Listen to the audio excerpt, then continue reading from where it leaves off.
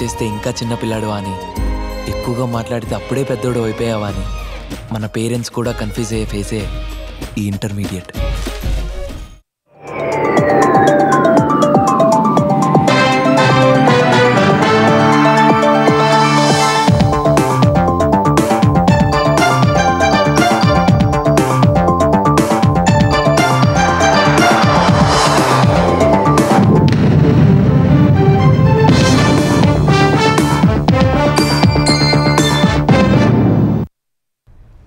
నమస్కారం, ETV news కు స్వాగతం. ముఖ్యాంశాలు: భద్రతా మండలిని సంస్కరించాలన్న ప్రధాని మోదీ, ద్వంద్వ ప్రమాణాలతో గ్లోబల్ సౌత్ కు అన్యాయమని ఆందోళన, పెహల్గాం ఉగ్రదాడిని ఖండించిన బ్రిక్స్ దేశాలు. తెలంగాణ వ్యాప్తంగా నేడు వన మహోత్సవం, జయశంకర్ వర్సిటీలో ప్రారంభించనున్న సీఎం రేవంత్, పర్యావరణ పరిరక్షణే లక్ష్యమని వెల్లడి. తెలంగాణలో 1,14,000కు పైగా ఇంజనీరింగ్ సీట్లు, సాంకేతిక విద్యాశాఖ ప్రకటన, ఎబ్సెట్ వెబ్ ఆప్షన్లు ప్రారంభం. నేడు నెల్లూరులో వీఆర్సీ మోడల్ స్కూల్ ప్రారంభోత్సవం, పేద విద్యార్థులకు అంతర్జాతీయ ప్రమాణాలతో విద్యాభ్యాసం, ముఖ్య అతిథిగా మంత్రి లోకేష్. మన్యంలో తగ్గిన గంజాయి సాగు, సత్ఫలితాలు ఇస్తున్న ఈగల్ పోలీసుల చర్యలు, రెడ్ జోన్ నుంచి బయటపడిన ఏపీ.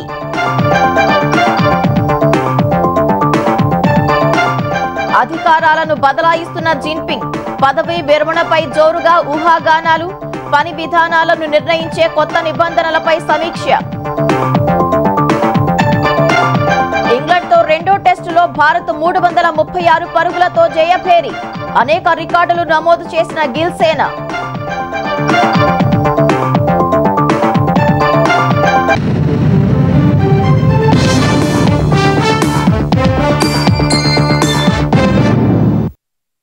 అంతర్జాతీయ సంస్థల ద్వంద్వ ప్రమాణాలకు దక్షిణార్ధగోళం బాధితురాలని ప్రధాని నరేంద్ర మోదీ బ్రిక్స్ సదస్సులో పేర్కొన్నారు. భద్రతా మండలి, WTO వంటి కీలక సంస్థలను ప్రస్తుత అవసరాలకు తగ్గట్టుగా సత్వరం సంస్కరించాల్సిన ఆవశ్యకతను మరోసారి గుర్తు చేశారు. పహల్గాం దాడిని బ్రిక్స్ దేశాలు ముక్త కంఠంతో ఖండించాయి. అంతర్జాతీయ సంస్థల ద్వంద్వ వైఖరి కారణంగా దక్షిణార్ధగోళంలోని దేశాలకు అన్యాయం జరుగుతోందని ప్రధాని నరేంద్ర మోదీ ఆందోళన వ్యక్తం చేశారు. బ్రెజిల్లోని రియో డి జనీరో నగరంలో ఆదివారం ప్రారంభమైన బ్రిక్స్ శిఖరాగ్ర సదస్సులో పాల్గొన్న ప్రధాని 20వ శతాబ్దంలో ఏర్పాటైన అంతర్జాతీయ సంస్థల్లో ప్రపంచ జనాభాలోని 3/2 మందికి సముచిత స్థానం లభించలేదన్నారు. గ్లోబల్ సౌత్ దేశాలకు తగిన ప్రాతినిధ్యం లేని ఆ సంస్థలో సిమ్ కార్డు ఉన్న నెట్వర్క్ లేని మొబైల్ ఫోన్ వంటివని ప్రధాని పేర్కొన్నారు. పర్యావరణ పరిరక్షణకు ఆర్థిక సహాయం, సుస్థిరాభివృద్ధి, సాంకేతికత లభ్యత వంటి అంశాల్లో ఆయా దేశాలకు కంటితుడుపు చర్యలు తప్ప ఒరిగిందేవీ లేదన్నారు. నేటి ప్రపంచానికి సమ్మిళిత వ్యవస్థలు అవసరమని ప్రధాని స్పష్టం చేశారు. విధాన రూపకల్పనలో దక్షిణార్ధగోళంలోని దేశాల సవాళ్లకు ప్రాధాన్యత ఇవ్వాలన్నారు. అంతర్జాతీయ సంస్థల్లో సమగ్ర సంస్కరణలతోనే అది సాధ్యమవుతుందని ప్రధాని మోదీ మరోసారి స్పష్టం చేశారు. ప్రతి వారం అభివృద్ధి చెందుతున్న కృత్రిమ మేధయుగంలో 80 ఏళ్లలో ఒక్కసారి కూడా అంతర్జాతీయ సంస్థలు అప్డేట్ కాకపోవడం ఆమోదయోగ్యం కాదన్నారు. 21వ శతాబ్దపు సాఫ్ట్వేర్ను 20వ శతాబ్దపు టైప్ రైటర్లతో నడపలేమని ప్రధాని మోదీ వ్యాఖ్యానించారు. స్వలాభాన్ని చూడకుండా యావత్ మానవాళి అభివృద్ధి కోసం పనిచేయడం భారత్ ఎల్లప్పుడూ బాధ్యతగా భావించిందన్నారు. శాంతి భద్రతలపై జరిపిన ప్రత్యేక సమావేశంలో మాట్లాడిన మోదీ, పహల్గాంలో జరిగిన ఉగ్రదాడిని భారత ఆత్మ, గుర్తింపు, గౌరవంపై ప్రత్యక్ష దాడిగా అభివర్ణించారు. ఉగ్రవాదంపై ఉమ్మడి పోరాటం అవసరమని ప్రధాని పిలుపునిచ్చారు. ఉగ్రవాదులపై ఆంక్షలు విధించేందుకు సంకోచించకూడదని సూచించారు. అనంతరం పహల్గాం దాడిని బ్రిక్స్ దేశాలు తీవ్రస్థాయిలో ఖండించాయి. మరోవైపు అమెరికా అధ్యక్షుడు డొనాల్డ్ ట్రంప్ పేరు ప్రస్తావించకుండా సుంకాల పెంపును, ఇరాన్పై దాడిని బ్రిక్ దేశాలు ఖండించాయి. ఆకుపచ్చని తెలంగాణ లక్ష్యంగా రేవంత్ రెడ్డి ప్రభుత్వం ఇవాళ వన మహోత్సవ కార్యక్రమాన్ని ప్రారంభించనుంది. ఈ ఉదయం రాజేంద్ర నగర్లోని వ్యవసాయ విశ్వవిద్యాలయంలో సీఎం రేవంత్ రెడ్డి, అటవీ శాఖ మంత్రి కొండా సురేఖ, అటవీ శాఖ ఉన్నతాధికారులతో కలిసి ఈ కార్యక్రమానికి శ్రీకారం చుట్టనున్నారు. ప్రకృతి విధ్వంసు నుంచి పర్యావరణాన్ని కాపాడాలనే లక్ష్యంతో ఈ బృహత్తర కార్యక్రమాన్ని తలపెట్టిన తెలంగాణ ప్రభుత్వం ప్రతి ఏటా జూలై మొదటి వారంలో మొక్కలు నాటే కార్యక్రమాన్ని చేపడుతోంది. ఈ ఏడాది 18.02 కోట్ల మొక్కలు నాటాలని లక్ష్యంగా పెట్టుకుంది. అత్యధికంగా పురపాలక శాఖ ద్వారా 8 కోట్లు, పంచాయతీరాజ్ గ్రామీణాభివృద్ధి గ్రామీణాభివృద్ధి శాఖ ద్వారా 7 కోట్ల మొక్కలు నాటనున్నారు. అటవీ వ్యవసాయ శాఖలు కూడా 1 కోటి మొక్కలు నాటాలని లక్ష్యంగా పెట్టుకున్నాయి. గతేడాది 20 కోట్ల మొక్కలు లక్ష్యం కాగా 95% విజయవంతంగా నాటారు. ఈ ఏడాది 100కు 100% లక్ష్యం సాధించాలని ప్రభుత్వం భావిస్తోంది. పోలవరం బనకచెర్ల లింక్ ప్రాజెక్టుతో పాటు గోదావరి జలాలపై ప్రజాప్రతినిధులకు అవగాహన కోసం ఇటీవల పవర్ పాయింట్ ప్రజెంటేషన్ ఇచ్చిన తెలంగాణ ప్రభుత్వం ఎల్లుండి కాళేశ్వరం ప్రాజెక్టుపై ప్రజెంటేషన్ ఏర్పాటు చేసింది. ప్రాణహిత చేవెళ్ల సుజల స్రవంతి ప్రాజెక్టును రీ ఇంజనీరింగ్ చేసి గత ప్రభుత్వం కాళేశ్వరం ప్రాజెక్టు నిర్మాణం చేపట్టింది. మేడిగడ్డ ఆనకట్టలో పియర్స్ కుంగటంపై ఏర్పాటైన జస్టిస్ పిసి ఘోష్ కమిషన్ విచారణ సందర్భంగా వెలుగులోకి వచ్చిన అంశాలను ప్రజాప్రతినిధులకు వివరించాలని రేవంత్ సర్కార్ నిర్ణయించింది. ఆనకట్టల నిర్మాణానికి కేబినెట్ ఆమోదం ఉందా అనే విషయమై చర్చ జరుగుతున్న తరుణంలో ప్రభుత్వం ఏర్పాటు చేసిన ప్రజెంటేషన్ ప్రాధాన్యం సంతరించుకుంది. ఆ తర్వాత కృష్ణానది జలాలు ప్రాజెక్టులకు సంబంధించి కూడా ఇదే తరహాలో ప్రజెంటేషన్ ఏర్పాటు చేయాలని రేవంత్ ప్రభుత్వం భావిస్తోంది. అబద్ధాలను గోబెల్స్ కు మించి ప్రచారం చేయటం మాజీ మంత్రి హరీష్ రావుకు అలవాటని తెలంగాణ నీటిపారుదల శాఖ మంత్రి ఉత్తమ్ కుమార్ రెడ్డి మండిపడ్డారు. ఎప్పుడు రైతులను మోసం చేయటానికి, వారిని ఆందోళనకు గురి చేయటానికి బీఆర్ఎస్ కుట్ర చేయడంతో పాటు అబద్ధాలు ప్రచారాలు చేస్తోందన్నారు. పంట వేసేటప్పుడు రైతులను ఆదుకునే ఆలోచన కాంగ్రెస్ సర్కార్ చేస్తుంటే ప్రతిసారి రైతులను గందరగోళపరచాలనే దుర్బుద్ధి బీఆర్ఎస్ నేతలదని మండిపడ్డారు. నిరుడు వానాకాలంతో పాటు ఇటీవలి యాసంగిలో దేశ చరిత్రలోనే ఎన్నడూ లేని విధంగా తెలంగాణ రైతులు రికార్డు స్థాయిలో వరి సాగు చేశారని ఉత్తమ్ తెలిపారు. ఆ విషయాన్ని విస్మరించి హరీష్ రావు తప్పుడు ప్రచారం చేస్తున్నారని దుయ్యబట్టారు. తెలంగాణ రైతులు దేశానికి ఆదర్శంగా నిలిస్తే ఓర్వలేని గుణం బీఆర్ఎస్ నేతలదన్నారు. 10 ఏళ్లలో తాము చేసిన తప్పులు, దుర్మార్గాలకు తెలంగాణ ప్రజలకు క్షమాపణలు చెప్పాల్సింది పోయి మేడిగడ్డ, కల్వకుర్తి అంటూ ఇప్పటికీ రైతులను మోసం చేయాలని చూస్తున్నారని మంత్రి ఉత్తమ్ ధ్వజమెత్తారు. అంతర్జాతీయ ప్రమాణాలతో కూడిన వీఆర్సీ మోడల్ రెసిడెన్షియల్ స్కూల్ను ఏపీ విద్యాశాఖ మంత్రి నారా లోకేష్ ప్రారంభించనున్నారు. అనంతరం విద్యార్థుల తల్లిదండ్రులతో ముచ్చటించనున్నారు. అనంతరం జరిగే సభలో లోకేష్ పాల్గొంటారు. మంత్రి నారాయణ కుమార్తె శరణితో కలిసి ఏర్పాట్లను పరిశీలించారు. ఇంటర్నేషనల్ స్కూల్ ఏ స్కూల్కి తక్కువ కాకుండా చక్కటి ప్లే గ్రౌండ్ అన్ని అరేంజ్ చేశారు. అడ్మిషన్ సంబంధించి దాదాపు 5,000 మంది అప్లై చేశారు. ఒకే రోజు 1,050 మందికి అడ్మిషన్ పూర్తి చేశారు. అది కూడా పేదలు, నిరుపేదలకి. నెల్లూరులో ఉన్న అన్ని స్కూల్స్ని ఖచ్చితంగా ఈ రాబోయే 4 ఏళ్లలో ఇదే స్టాండర్డ్లో తీర్చిదిద్దాలి. ఏపీలో కూటమి ప్రభుత్వం నిర్వహిస్తున్న సుపరిపాలనలో తొలి అడుగు కార్యక్రమానికి మంచి స్పందన లభిస్తోంది. అనంతపురం జిల్లా మలయానూలో ఎమ్మెల్యే అమిలినేని సురేంద్రబాబు ఇంటింటికి వెళ్లి ప్రజల సమస్యలు అడిగి తెలుసుకున్నారు. ఎస్సీ కాలనీలో ఓ మహిళకు షెడ్ ఏర్పాటు కోసం సొంతంగా సహాయం అందించారు. శ్రీ సత్యసాయి జిల్లా కదిరిలో ఎమ్మెల్యే కందికుంట వెంకట ప్రసాద్ ఇంటింటికి వెళ్లి ఏడాది కాలంలో ప్రభుత్వం చేసిన పనులు, చేయబోయే పనులను వివరించారు. నెల్లూరు గ్రామీణ నియోజకవర్గంలో ఎమ్మెల్సీ బీదా రవిచంద్రతో కలిసి ఎమ్మెల్యే కోటంరెడ్డి శ్రీధర్ రెడ్డి పర్యటించారు. పశ్చిమ గోదావరి జిల్లా పాలూరులో ఎమ్మెల్యే ఆరిమిల్లి రాధాకృష్ణ మినీ గోకులాన్ని ప్రారంభించారు. తూర్పు గోదావరి జిల్లా గోపవరంలో ఏర్పాటు చేసిన ఎన్టీఆర్ విగ్రహాన్ని రాష్ట్ర నైపుణ్యాభివృద్ధి సంస్థ చైర్మన్ బూరుగుపల్లి శేషారావు ఆవిష్కరించారు. మచిలీపట్నంలో వార్డు సచివాలయాన్ని సందర్శించిన మంత్రి కొల్లు రవీంద్ర ప్రజలకు అందుతున్న సేవలను అడిగి తెలుసుకున్నారు. 5 ఏళ్ల వైసీపీ పాలనలో విజయనగరంలో జరిగిన అభివృద్ధిపై, కూటమి ఏడాది పాలనలో చేసిన అభివృద్ధిపై చర్చకు సిద్ధమని మంత్రి కొండపల్లి శ్రీనివాస్ మాజీ మంత్రి బొత్సకు సవాల్ విసిరారు. ఆంధ్రప్రదేశ్లో గంజాయి సాగును నిర్మూలిస్తామని ప్రతిజ్ఞ చేసిన కూటమి ప్రభుత్వం ఆ దిశగా ఫలితాలు సాధించింది.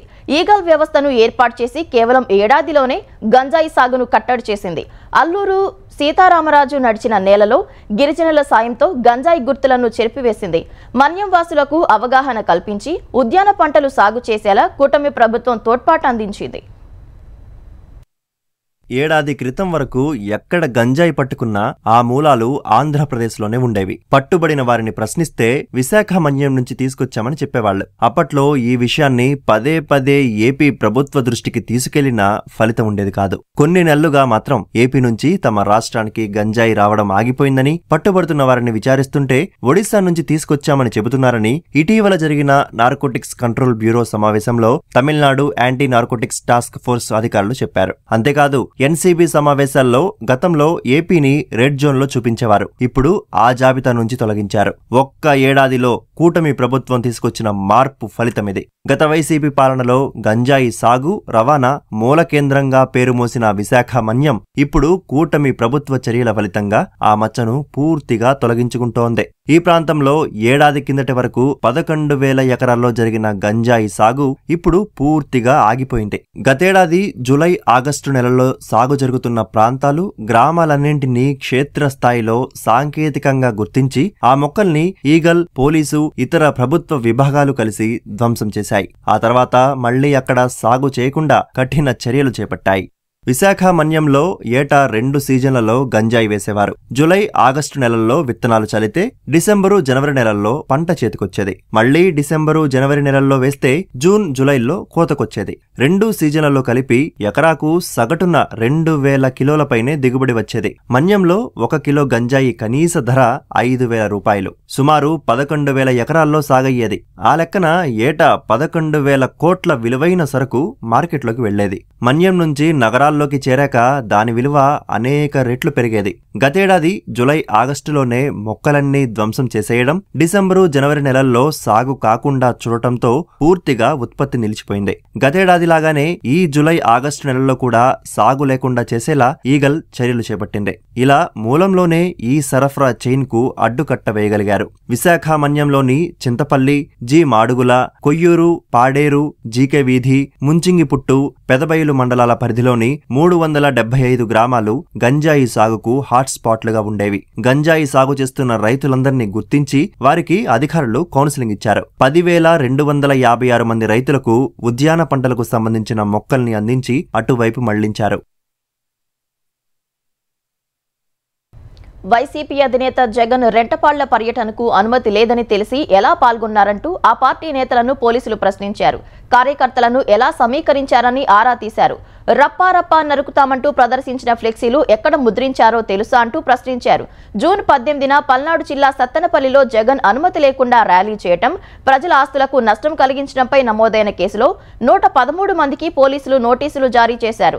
నరసరావుపేట, తెనాలి మాజీ ఎమ్మెల్యేలు గోపిరెడ్డి శ్రీనివాసరెడ్డి, అన్నాబత్తుని శివకుమార్, ఎమ్మెల్సీ తలసిల రఘురాం తదితరులు పోలీసుల ముందు హాజరయ్యారు. వివిధ కోణాల్లో ప్రశ్నించిన పోలీసులు ఆ తర్వాత వారి వాంగ్మూలం నమోదు చేశారు. తెలంగాణలో ఇంజనీరింగ్ సీట్ల సంఖ్య లెక్క తేలింది. ప్రభుత్వ, ప్రైవేటు కళాశాలల్లో కలిపి 114,000కు పైగా సీట్లు ఉన్నట్లు సాంకేతిక విద్యాశాఖ ప్రకటించింది. కన్వీనర్ కోటా కింద కౌన్సిలింగ్ ద్వారా 76,795 సీట్లు భర్తీ చేయనున్నారు. ఈసారి 5 ప్రైవేటు కళాశాలలు తగ్గగా ప్రభుత్వ కళాశాలలు 3 పెరిగాయి. నిన్న వెబ్సైట్ వెబ్ ఆప్షన్లు ప్రారంభమయ్యాయి. తెలంగాణలో ఇంజనీరింగ్ సీట్ల సంఖ్య తేలింది. ఈ విషయమై శనివారం అర్ధరాత్రి వరకు సీఎం రేవంత్ రెడ్డి చర్చలు జరిపారు. అనుబంధ గుర్తింపు కోసం దరఖాస్తు చేసుకున్న కళాశాలల్లో విద్యా ప్రమాణాల్ని పరిశీలించిన అనంతరం ప్రభుత్వ, ప్రైవేటు కళాశాలల్లో కలిపి 114,000కు పైగా ఇంజనీరింగ్ సీట్లున్నాయి. అందులో 70% అంటే 76,795 సీట్లు కన్వీనర్ కోటాలో భర్తీ చేస్తారు. ఈ మేరకు సాంకేతిక విద్యాశాఖ ఓ ప్రకటన చేసింది. కంప్యూటర్ సైన్స్, ఇంజనీరింగ్ విభాగంలో 26,150 సీట్లు, computer science, engineering, artificial intelligence, machine learning లో 12,495 సీట్లు కన్వీనర్ కోటాలో ఉన్నాయి. ఎలక్ట్రానిక్స్, కమ్యూనికేషన్ ఇంజనీరింగ్ లో 10,125 సీట్లు, కంప్యూటర్ సైన్స్, డేటా సైన్స్ లో 6,996 సీట్లు కన్వీనర్ కోటా ద్వారా భర్తీ చేస్తారు. అత్యల్పంగా ఎలక్ట్రానిక్స్, కమ్యూనికేషన్స్ లో 21 సీట్లు అందుబాటులో ఉన్నట్లు సాంకేతిక విద్యాశాఖ ప్రకటించింది. వెబ్సైట్ కౌన్సిలింగ్ లో భాగంగా ఆదివారం ఉదయం 10 గంటలకు ప్రారంభం కావాల్సిన వెబ్ ఆప్షన్ లో సీట్ల లెక్క తేలకపోవడంతో సాయంత్రం 6 గంటల వరకు ప్రారంభం కాలేదు. ప్రభుత్వం గుర్తించిన సీట్లను ప్రకటించిన తర్వాత సాయంత్రం 6:30 గంటల నుంచి వెబ్ ఆప్షన్స్ మొదలయ్యాయి. నిన్న, ఇవాళ 50,000 లోపు ర్యాంక్ వచ్చిన వారు వెబ్ ఆప్షన్లు ఎంపిక చేసుకోవాలని, రేపు 50,000 పైన ర్యాంక్ వచ్చిన వారు వెబ్ ఆప్షన్లను ఎంపిక చేసుకోవాలని టీజీ వెబ్సైట్ కన్వీనర్ ప్రకటించారు. 9-10 తేదీల్లో అన్ని ర్యాంకుల వారు వెబ్ ఆప్షన్లు ఎంపిక చేసుకోవచ్చని సూచించారు. గత నెల 28 నుంచి వెబ్సైట్ తొలి విడత కౌన్సిలింగ్ ప్రారంభమైంది. గతేడాదితో పోలిస్తే ఈసారి 5 ప్రైవేట్ కాలేజీలు తగ్గగా కొత్తగా పాలమూరు, శాతవాహన విశ్వవిద్యాలయాలతో పాటు యూనివర్సిటీగా అప్గ్రేడ్ అయిన ఎర్త్ సైన్సెస్ కళాశాల చేరింది. పాలమూరు వర్సిటీలో 180, శాతవాహనంలో 240, ఎర్త్ సైన్స్ వర్సిటీలో 300 సీట్లు కలిపి ప్రభుత్వ కళాశాలల్లో కొత్తగా 720 సీట్లు అందుబాటులోకి వచ్చాయి. జేఎన్టీయూలో అత్యధికంగా 3,210 సీట్లు, కేయూలో 780, ఓయూలో 630 ఇంజనీరింగ్ సీట్లు ఉన్నాయి. హైదరాబాద్ ఔటర్ రింగ్ రోడ్ లోపల కొత్త ఎల్పీజీ, సీఎన్జీ ఎలక్ట్రిక్ ఆటో రిక్షాలకు అనుమతిస్తూ రవాణా శాఖ కమిషనర్ సురేంద్ర మోహన్ మార్గదర్శకాలను విడుదల చేశారు. నిరుపేదలకు చేయూతనివ్వాలనే ఉద్దేశంతో ప్రభుత్వం ఆయా ఆటో రిక్షాలను ఓఆర్ఆర్ పైకి అనుమతిస్తూ ఇటీవల జీవో నెంబర్ 263ను విడుదల చేసింది. ప్రభుత్వ ఆదేశాల మేరకు ఈ నెల 6న కొత్త ఆటో రిక్షాలను డీలర్ వద్ద రిజిస్ట్రేషన్ చేసేందుకు రవాణా శాఖ కొత్త సాఫ్ట్వేర్ను అందుబాటులోకి తెచ్చింది. కొత్తగా ఆటో కొనుగోలు చేసేవారికి ఈ అనుమతి లభించాలంటే 3-వీలర్ లైసెన్స్ ఉండాలని కమిషనర్ తెలిపారు. లైసెన్సుదారుడు ఓఆర్ఆర్ లోపల నివసించే వారై ఉండాలన్నారు. ఒకరికి ఒక ఆటో రిక్షా పర్మిషన్ మాత్రమే ఇవ్వడం జరుగుతుందని మార్గదర్శకాల్లో పేర్కొన్నారు. అప్రూవల్ అయిన 60 రోజుల్లోగా ఆటో రిక్షా సదరు రవాణా శాఖ కార్యాలయంలో రిజిస్ట్రేషన్ కాకపోతే అనుమతి రద్దవుతుందన్నారు. రైతు సంక్షేమానికే తమ ప్రభుత్వం అధిక ప్రాధాన్యం ఇస్తోందని వ్యవసాయ శాఖ మంత్రి తుమ్మల నాగేశ్వరరావు తెలిపారు. ఏడాదిన్నర కాలంలో 1,00,000 కోట్లకు పైగా ఖర్చు చేసి దేశంలోనే ఆదర్శంగా నిలిచిందన్నారు. గతంలో జరిగిన ప్రకృతి విపత్తుల్లో సర్వం కోల్పోయి కర్షకులు దిక్కుతోచని స్థితిలో ఉన్నప్పుడు బీఆర్ఎస్ నేతలు ఎక్కడ ఉన్నారని నిలదీశారు. నాటి అరకొర రుణమాఫీతో ఒనుగూరిన ప్రయోజనం ఏంటని, 10 ఏళ్లలో ఏనాడైనా పంట పరిహారం అందించారని తుమ్మల ప్రశ్నించారు. రైతు బంధు పేరు చెప్పి యంత్రాల సబ్సిడీ ఎగవేతకు పాల్పడింది బీఆర్ఎస్ కాదా అని అన్నారు. వాటి పర్యవసానమే అసెంబ్లీ, లోక్సభ ఫలితాలని చురకలు వేశారు. సుమారు 2 లక్షల బస్తాల నుంచి 3 లక్షల బస్తాల వరకు రైతులు ఎరువులు కొనుగోలు చేస్తున్నారన్నారు. ఈ వివరాలు కేంద్ర ప్రభుత్వ వెబ్సైట్లలో సరిచూసుకోవచ్చని మంత్రి తుమ్మల బీఆర్ఎస్ నేతలకు హితవు పలికారు.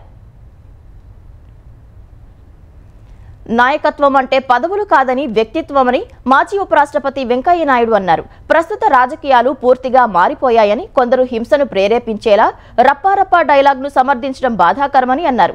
పశ్చిమ గోదావరి జిల్లా తాడేపల్లి గూడానికి చెందిన పసల కృష్ణమూర్తి, అంజలక్ష్మి దంపతుల విశేషాలతో రూపొందిన నిరుపమాన దేశభక్తులు పుస్తకాన్ని హైదరాబాద్లో వెంకయ్య నాయుడు ఆవిష్కరించారు.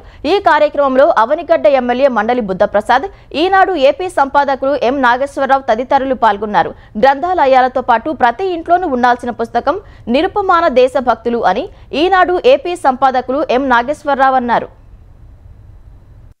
ఈ పుస్తకానికి నిరుపమాన దేశభక్తులు అనే పేరు సరిగ్గా సరిపోయింది. ఎందుకంటే ఆ దంపతుల త్యాగం, నిస్వార్థ గుణం, స్వాతంత్రం తప్ప మరొక అపేక్ష లేకుండా వారి పోరాటం నిజంగా నిరుపమానమైంది. అసలు నేటి పుస్తకాల్లో కావాల్సింది ఇలాంటి మహనీయుల యొక్క జీవిత చరిత్ర.